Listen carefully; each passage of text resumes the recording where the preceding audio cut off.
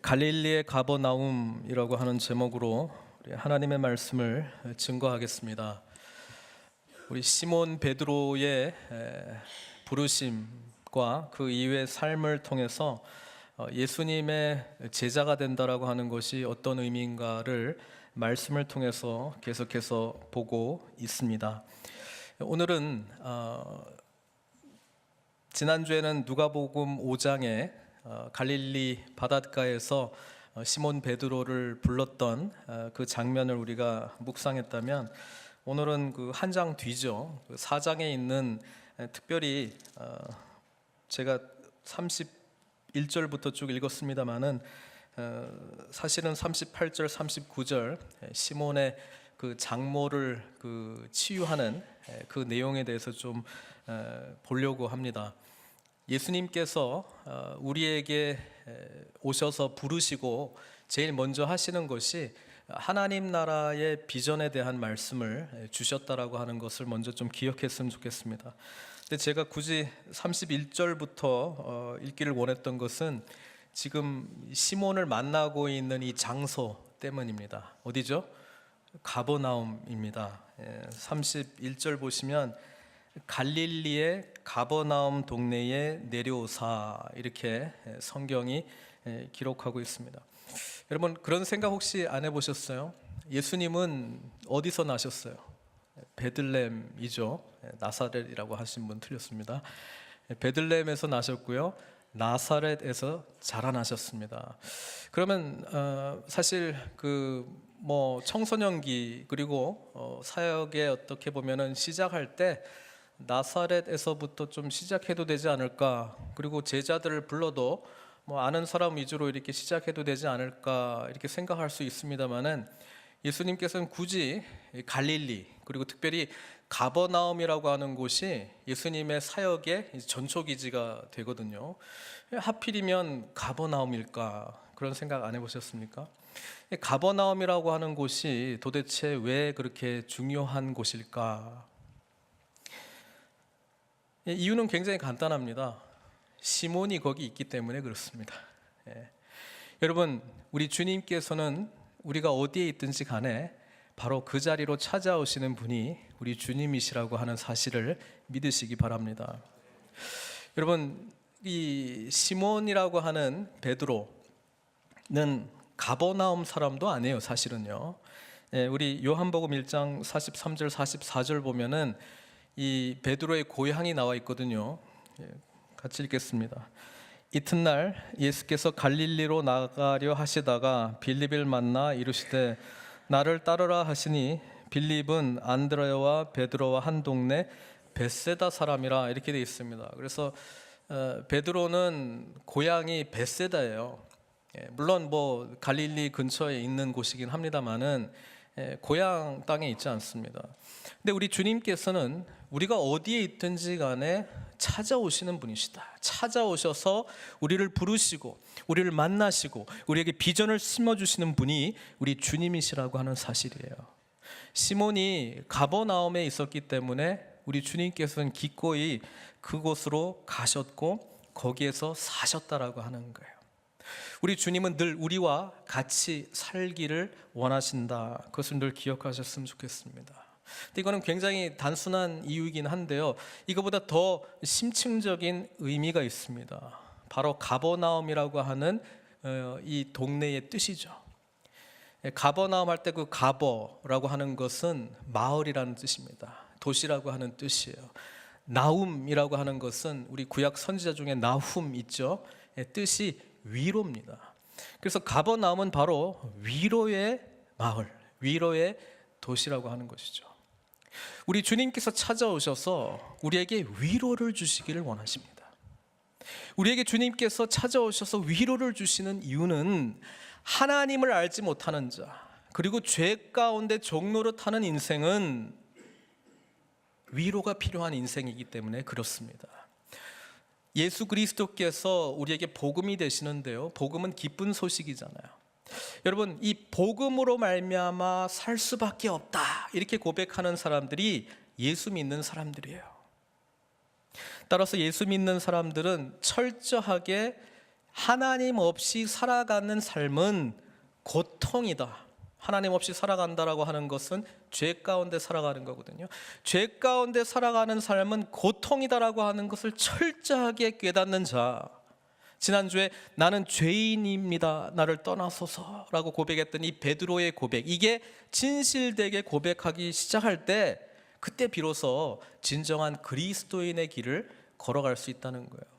그리스도인의 길을 걸어간다는 것은 바로 제자의 길을 걸어간다는 이야기입니다. 뭐 그리스도인 따로 있고 제자 따로 있고 있는 게 그게 아니고, 그리스도인이 된다는 것은 곧 제자의 삶을 산다는 것을 의미하고 있는 거예요.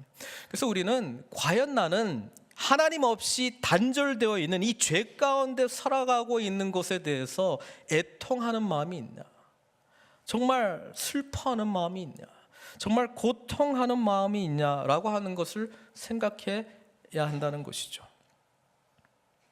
예수님은 가버나움으로 가신 거예요.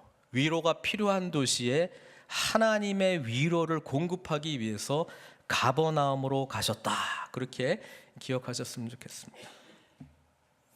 이 가버나움이라고 하는 이 동네는 이름의 심층적인 의미뿐 아니라 보다 더 근본적인 이유가 있습니다. 주님께서 거기 가신 이유는요, 그게 뭐냐 하면 이미 구약의 선지자 이사야 선지자를 통해서 예언했던 말씀이 성취되기 위해서 우리 주님께서 가버나움으로 가셨다는 거예요. 마태복음 4장 13절부터 17절은 이렇게 설명하고 있습니다. 나사렛을 떠나, 예수님께서요, 스불론과 납달리 지경 해변에 있는 가버나움에 가서 사시니, 우리 주님께서 거기 사셨다는 거예요. 이는 선지자 이사야를 통하여 하신 말씀을 이루려 하심이라. 일러스되, 그러면서 이사야 선지자의 말씀을 인용하는데요, 스불론 땅과 납달리 땅과 요단강 저편 해변길과 이방의 갈릴리여, 흑암에 앉은 백성이 큰 빛을 보았고 사망의 땅과 그늘에 앉은 자들에게 빛이 빛이었도다 하였느니라. 이때부터 예수께서 비로소 전파하여 이르시되 회개하라, 천국이 가까이 왔느니라 하시더라.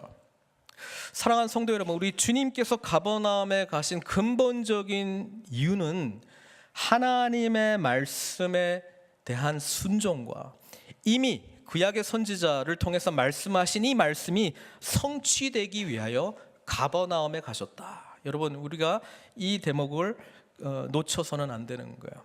주님은 사역의 시작부터 언제나 처음부터 끝까지 하나님의 말씀과 사명에 대한 순종하는 삶으로 사셨어요.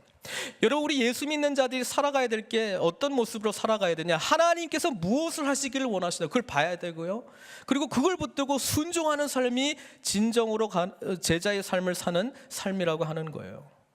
그러니까 우리가 주님을 만나요. 그리고 주님께서는 하나님과 단절되어서 살아갔던 우리의 고통하는 삶에 대해서 위로를 해주세요.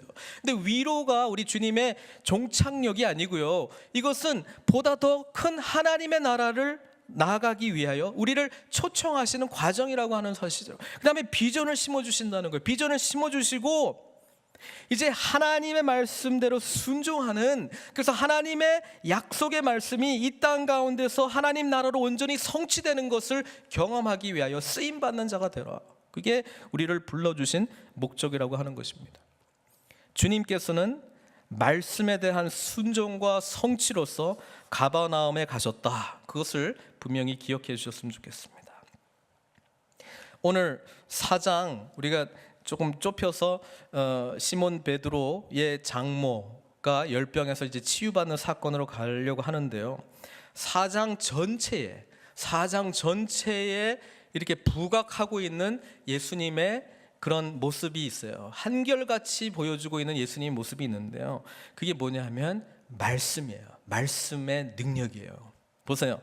4장 첫 부분요, 예수님께서 성령에 이끌려 사단에게 시험 받는 거예요. 3가지 시험을 받죠. 그때 예수님께서 전부 뭘로 무찌릅니까? 말씀으로 무찌릅니다. 그 다음 장면에 나타나는 게 뭐냐면 예수님께서 갈릴리, 가버나움, 회당에 들어가셔요. 회당에 들어가셔서 누가복음 기록에 의하면 예수님께서 이사야 선지자의 글을 읽습니다. 그 읽은 내용이 뭐냐면 이겁니다. 주의 성령이 내게 임하셨으니 이는 가난한 자에게 복음을 전하게 하시려고 내게 기름을 부으시고 나를 보내사 포로된 자에게 자유를, 눈먼 자에게 다시 보게 함을 전파하며 눌린 자를 자유케 하고 주의 은혜의 해를 전파하게 하려 하심이라. 이렇게 해서 이 말씀을 덮어요. 그러면서 뭐라고 말씀하시냐면 이 글이 오늘 너희 귀에 응하였느니라 이렇게 말씀하십니다. 똑같은 거예요. 말씀의 능력을 사단의 시험을 이기면서 보여주시고요. 그 다음에 말씀의 성취자로 내가 왔다 그 이야기를 해주고 있고요. 그 다음에 사람들이 예수님의 말씀을 들으면서 놀래요. 와, 말씀에 파워가 있다, 권위가 있다, 이런 거 가지고 놀랍니다. 그러고 난 다음에 우리 주님께서 회당에 나오셔서 이제 오늘 우리가 읽었던 내용을 보게 되는데, 회당에서 가버나움에서 회당에서 가르치셨는데 거기에 어떤 사람이 있었냐면 더러운 귀신 들리는 사람이 있었습니다. 그렇죠? 막 나사렛 예수여 당신과 무슨 상관이 있나이까, 우리를 멸하러 왔나이까, 나는 당신이 누구인 줄 아노니 하나님의 거룩한 자니이다, 막 이렇게 이야기를 하는데, 누가복음에서 계속 반복적으로 나오는 똑같은 단어가 뭐냐면 꾸짖어 이르시되, 꾸짖어 이르시되. 보세요. 꾸짖어 이르시되 35절에 잠잠하고 그 사람에게서 나오라 하시니 귀신이 쫓겨나가요. 하나님의 말씀이 역사하기 시작하면은요, 이 사단의 세력이 가만히 있질 못하고 쫓겨남을 당하는 그런 말씀의 능력을 보여주시는 것이에요. 그리고 예수님께서는 이 일이 끝나자마자 38절에 보세요. 예수께서 일어나 회당에서 나가사 이렇게 되어 있습니다. 여러분, 유대인들은 회당에 매일 가지는 않습니다. 안식일 날 가는 거거든요. 그러니까 회당에서 지금 예수님께서 가르치시고 했던 말씀은 안식일이라는 거예요. 기록되어 있었잖아요. 31절에 안식일에 가르치심에. 그리고 안식일에 귀신을 쫓아냈어요. 사실 여기서는 지금 아무 이야기도 하지 않지만요, 뒤에 나가면 나갈수록 말씀에 정통했던 바리새인들이나 사두개인들이나 종교 지도자들은 이것 때문에 딴지를 걸어요. 왜 그렇게 하냐면 이런 논리가 이거예요. 안식일 날은 아무 일도 하면 안 되는데 우리 율법의 전통에 의하면 안식일 날 사람을 고친다거나 이런 일을 하는 거는 일을 하는 거다. 그러니까 당신은 안식일을 범하는 자다, 이런 거 가지고 막 딴지를 걸거든요. 근데 적어도 이 시작할 때는 너무 놀래가지고 아무도 반응을 못해요. 사랑하는 성도 여러분, 안식일은 뭡니까? 주님께서 이 땅 가운데 오신 이유는 우리에게 참된 안식을 주기 위함입니다. 안식은요, 모든 억압으로부터의 자유예요.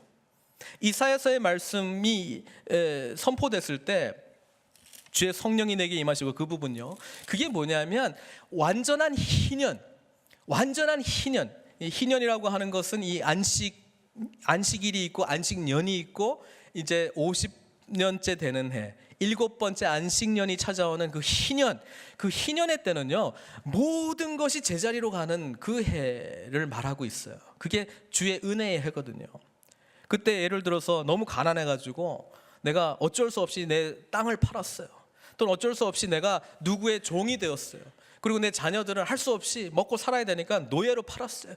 그런 일들이 다 있었는데 50년째가 되면은요, 설령 못 갚았다 할지라도요, 전부 땅 제자리로 돌려주는 거예요. 유대인들이 자기들은 모든 율법을 다 지켰다고 말할 줄 모르겠습니다만 적어도 이 희년 율법은 한 번도 지킨 적이 없어요. 희년은요, 모든 것이 원래의 자리로 가는 거예요.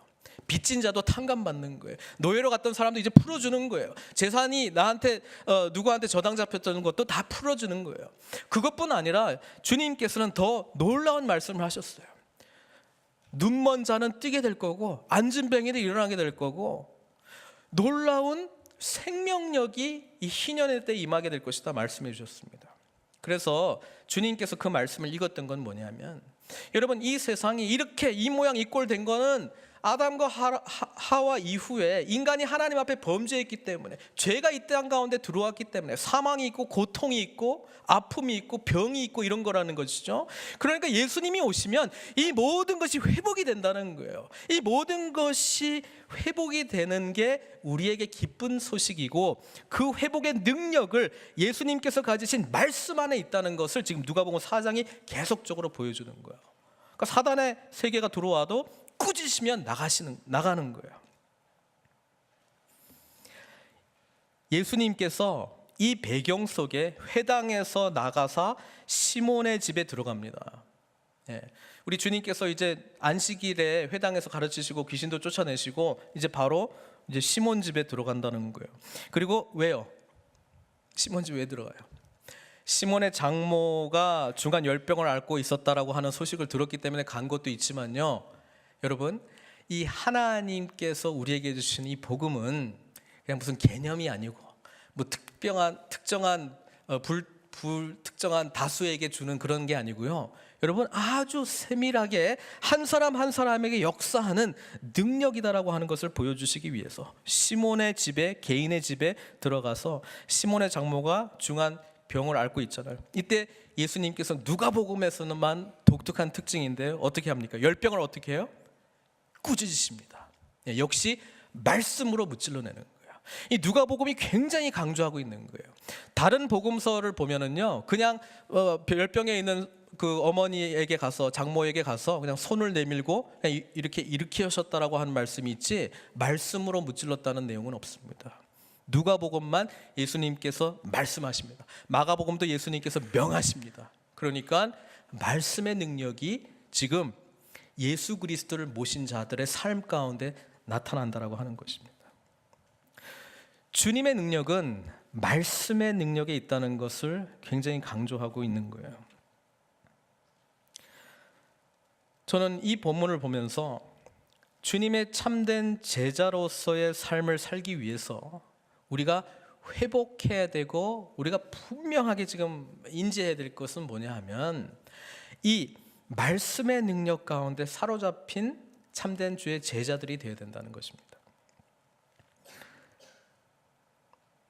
또 하나, 이 누가복음 좀 들어가기 전에 한 가지 좀 생각해야 될 내용이 뭐냐면, 제가 지난주에 그 누가복음 5장에 이 갈릴리 해변에서 우리 시몬 베드로를 부르신 우리 예수님의 이 내용을 보면서 이미 주님을 한번 만났고 또 장모도 치유해 줬는데, 그렇죠? 온전히 헌신하지 못한 이 베드로 시몬의 그 연약한 마음에 대해서 지금 강조를 했습니다. 누가복음 본문에 따라서 그렇게 했습니다. 근데 마태복음하고 마가복음에도 이 시몬의 장모가 치유되는 사건이 있는데요, 누가복음하고 좀 차이가 있습니다. 아주 큰 차이인데 뭐냐면, 제자로 부르심 받은 다음에 이 장모 치유 사건이 기록되어 있습니다. 마태복음도 그렇고 마가복음도 그렇습니다. 이 마가복음은요, 이 특징이 베드로복음이라고 보고 있습니다. 그래서 적어도 마가에게 전해진 이 복음은 나중에 이 베드로를 수행하게 된 마가가 직접 베드로에게 들은 사건들로 기록되기 때문에, 만약에 연대 순으로 굳이 따진다면 마가복음의 순서가 더 맞지 않는가, 이렇게 볼 수 있습니다. 그렇다면 오늘 이 내용은요, 저희들한테 새로운 차원의 의미를 줍니다. 그건 뭐냐면, 제자된 이후에, 그러니까 각 복음서 기자들이 그 사건들을 이렇게 나열한 이유는 뭔가를 강조하고 싶어서 그렇게 하는 거거든요. 누가복음의 강조점은 말씀의 능력이 4장 전체에 쭉 나와 있습니다. 하나님 나라가 임하고 주님께서 오시는 것은 이 말씀의 사역이 온전히 이루어지는 것을 말씀하고 있고요. 그 5장에 우리가 지난주에 그 베드로하고 만났던 이야기를 쭉 생각해 보면은, 말씀에 의지하여 내가 그물을 내리리다, 그게 더 부각이 되는 거예요. 근데 마가복음하고 마태로 제가 좀 요 강조점을 다시 좀 돌리려고 합니다. 왜냐하면 예수님께서 우리를 제자로 삼으시는데, 그 이후에 마태복음이나 마가복음이 강조하고 있는 것은 뭐냐면, 주님께서 하셨던 사역이 어떤 것인가를 쭉 설명하는 거거든요. 그러니까 마태복음은 예수님의 사역을 세 가지로 요약을 했습니다. 가르치시고 전파하시고 치유하셨다.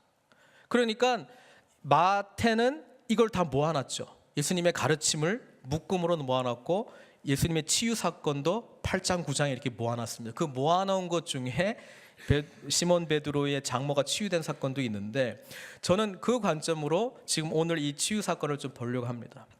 왜냐하면 예수님께서 우리에게 찾아오시는 이유는 아까도 말씀드렸지만 가버나움, 위로가 필요하기 때문에 오십니다. 그래서 우리 있는 그 자리에 삶의 현장 가운데 찾아오셔서 위로의 주님으로 오십니다. 그래서 그분이 오셔서 말씀의 능력을 우리가 경험하게 하시고 말씀의 능력 속에 치유의 능력도 또한 경험하게 하시는데, 여러분 그거 혹시 생각해 보셨어요? 예수님은 왜 치유하실까? 왜 치유하세요? 우리 사실 아프고 고통당하고 있을 때 주님을 부르짖습니다. 그렇죠? 특히 병에 대해서 힘들어할 때 주님께서 치유해 주시기를 원하고 간절히 기도합니다.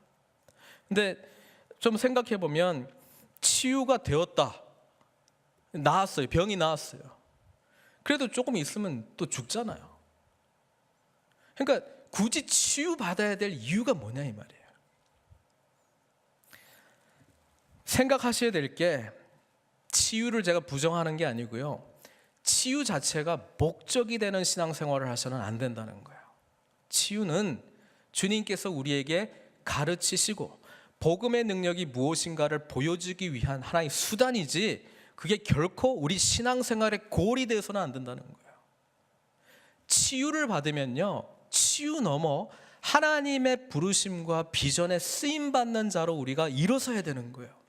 그게 오늘 본문에서 가르쳐주고 있는 굉장히 중요한 내용입니다.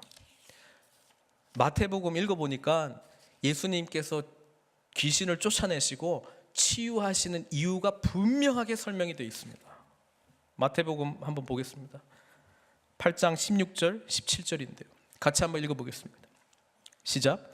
저물매 사람들이 귀신 들린 자를 많이 데리고 예수께 오거늘 예수께서 말씀으로 귀신들을 쫓아내시고 병든 자들을 다 고치시니, 말씀으로요, 이는 선지자 이사야를 통하여 하신 말씀에 우리의 연약한 것을 친히 담당하시고 병을 짊어지셨다도다 함을 이루려 하십니다.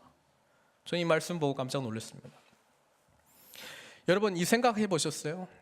주님께서 우리의 연약한 부분을 치유하시잖아요. 근데 치유와 함께 주님께서는 그것을 친히 담당하시는 거예요. 그 질병과 그 아픔과 고통을 주님께서 다 가져가시겠다는 거예요. 그냥 없어지는 게 아니고 주님께서 그 모든 것을 친히 담당하시겠다는 거예요. 여러분 율법에 의하면 세상의 아픔과 고통과 질병은 뭐 때문에 일어나냐 하면은 하나님의 말씀에 순종하지 않은 결과로서 그렇게 나타나는 것으로 율법은 그렇게 설명합니다. 특별히 신명기 28장 전체를 읽어보면요, 축복과 저주 내용이거든요. 근데 이렇게 하나님 말씀에 순종하면 너희가 이런 복을 받을 것이니 하면서 잘 되는 거예요. 부자가 되는 거예요. 자녀들도 잘 되는 거예요. 아주 행복한 삶을 사는 거예요. 그러나 그 뒤에 이 축복에 대한 내용보다 한 3배 정도는 이 저주에 대한 내용이 나옵니다. 하나님의 말씀에 불순종하게 되면 너희는 이렇게 된다라고 하면서 아주 인간의 모든 고통이 다 담겨져 있어요. 사실 우리 삶의 가장 근원적인 이유, 고통의 가장 근원적인 이유는 하나님과 우리의 단절 때문에 일어나는 거예요. 그래서 예수님께서 이 말씀을 하실 때 우리에게 주는 놀라운 메시지는요, 치유의 사건은 다름 아니라 율법의 저주로부터 우리를 해방시키시겠다는 게 주님의 말씀이라는 거예요. 주님께서 우리를 치유하시는 이유는 너희들은 이제 율법의 저주 아래에 놓여 있지 않다라고 하는 것을 보여주시기 위해서 치유하신다는 거예요. 그래서 주님의 이름으로 우리가 치유의 능력을 경험하고 이 고통과 병으로부터, 또 주님께서는 심지어 사망으로부터 생명이 들어가는 것을 말씀해 주신 거예요. 어떤 분들은 이 치유가 목적으로 주님을 믿고 나아간다라고 하는 거예요. 여러분 주님 앞에 간절히 치유를 위해서 기도하십시오. 그러나 그 치유의 의미가 무엇인지를 깨달으면 제자의 삶을 살아갈 수밖에 없다는 거예요. 보세요. 시몬 장모가 치유를 받고 난 이후에 즉각적으로 곧 일어나 그들에게 수종들었다, 이렇게 기록하고 있습니다. 진정한 예수 그리스도 안에서의 치유를 경험했다면 우리의 반응은 주님을 수종드는 걸로, 주님 말씀하십시오, 말씀대로 내가 순종하겠나이다, 주님 제가 어떻게 주님을 섬길 수 있습니까? 섬기는 자의 모습으로 그 다음 단계로 업그레이드 됐다는 것을 우리가 볼 수 있다는 것입니다. 저는 우리 늘푸른 선교교회 성도 모두가 위로의 주님을 만나시기를 바랍니다. 위로의 주님뿐 아니라 말씀으로 능력으로 역사하시는 그 주님 만나기를 원합니다. 치유받으시기를 원합니다. 그러나 그것보다 더 주님의 나라의 비전을 품고 주님 앞에 수종드는 자로, 하나님 앞에 비전을 품고 사명자로 일어서는 우리 늘푸른 선교교회가 되기를 바랍니다. 놓치지 마세요. 신앙생활 방향이 있어요. 내가 지금 어느 단계에 있는가 늘 자기 자신을 점검했으면 좋겠습니다. 특별한 소수의 몇몇만 주님 사명 감당하는 거 아니에요. 주님을 믿는 자는 주님의 참된 제자가 당연히 되어야 되는 것이고, 제자로서의 삶은요, 고통 가운데 허덕이고 이런 거 가지고 맨날 되풀이하는 사이클에서 벗어나 하나님 나라의 비전을 위해서 쓰임받는 자가 특별한 모두가 아니고요, 모든 사람입니다. 모든 사람에게 그 은혜를 주셨고 그 은혜를 누리기를 원하시는 거예요. 그래서 여러분, 신앙의 연수가 깊어질수록 나는 어떤 사명을 감당하고 있는가, 이게 여러분 최고의 고민이 되어야 될 줄로 믿습니다. 내가 주님을 알아가면 알아갈수록 나는 주님을 위해서 무엇을 수종들기 위해서 나는 준비하고 있는가, 그거 생각하셔야 돼요. 그러니까 주님과 가까워질수록 나 생각할 수가 없고 주님 생각하면 남 생각할 수밖에 없는 거예요. 이게 누가 하라고 시킨 게 아니라 그렇게 될 수밖에 없는 거예요. 주님과의 관계가 깊어질수록 다른 사람을 향한 섬김의 모습으로 나아가지 않을 수가 없어요. 제자 되는 이유는 다른 사람 제자 삼기 위한 사역에 쓰임받기 위함인 걸 알고 있습니까?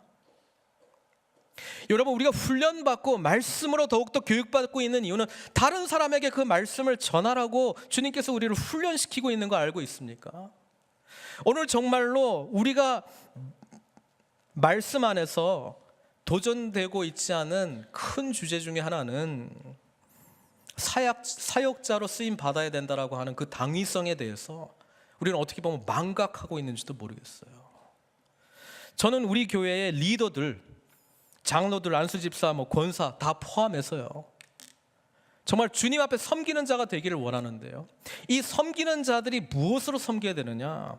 여러분, 말씀 사역 감당하시기를 바랍니다. 보세요, 제 이야기가 아니에요. 42절 43절입니다. 시몬 베드로의 장모가 치유된 사건이 들리고 나서요, 이 소문이 쫙 퍼졌습니다. 근데 사람들이 안식일날 치유받는 걸 두려워합니다. 그래서 그 다음 날 막 수많은 사람들이 주님께 몰려옵니다. 41절부터 제가 읽을게요. 여러 사람에게서 귀신에게 나가며 소리질러 이르되 당신은 하나님의 아들이니이다. 예수님께서 꾸짖으시사 그들이 말함을 허락하지 아니하시니 이는 자기를 그리스도인 줄 알미더라. 날이 밝음에 예수께서 나와서 한적한 곳에 가시니 무리가 찾다가 만나서 자기들에게서 떠나지 못하게 만류하려 하매. 다른 복음서에서는요, 시몬의 장모를 치유하고 난 이후에 많은 사람들이 주님께 몰려듭니다. 그리고 주님께서 그 일을 감당하시다가 지금 여기 보면 이제 주님께서 빠집니다. 그리고 기도하십니다. 그러면서 43절 말씀이죠. 예수께서 이르시되 내가 다른 동네들에서도 하나님의 나라 복음을 전하여야 하리니 나는 이 일을 위해 보내심을 받았노라. 주님께서는 자신의 그 사역의 제일 중요한 우선순위가 복음을 증거하는 것이라고 하는 것을 알고 있었어요. 그래서 많은 사람들이 찾아왔지만 물리치고 다른 동네로 가시겠다고 말씀합니다. 이거는 다른 복음서도 동일합니다. 저는 이 말씀을 가지고 예수님을 만난 우리들은 반드시 목적과 비전을 갖고 주님 앞에 쓰임 받아야 되는데 말씀 사역 감당해야 된다라고 저는 분명히 생각합니다.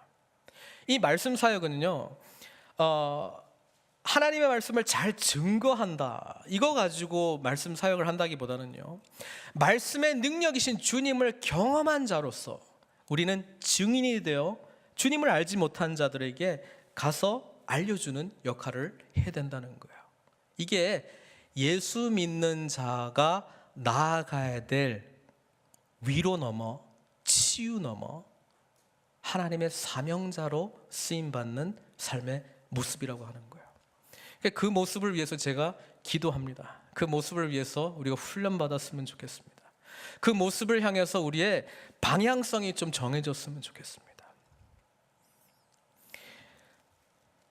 예수님께서 내가 많은 사역들을 했는데 십자가에 죽고 부활하시기 전에 제일 확인하고 싶었던 게 뭐냐면 나를 누구라고 생각하느냐, 그거가 온전한 고백이 될 때까지 기다리셨어요.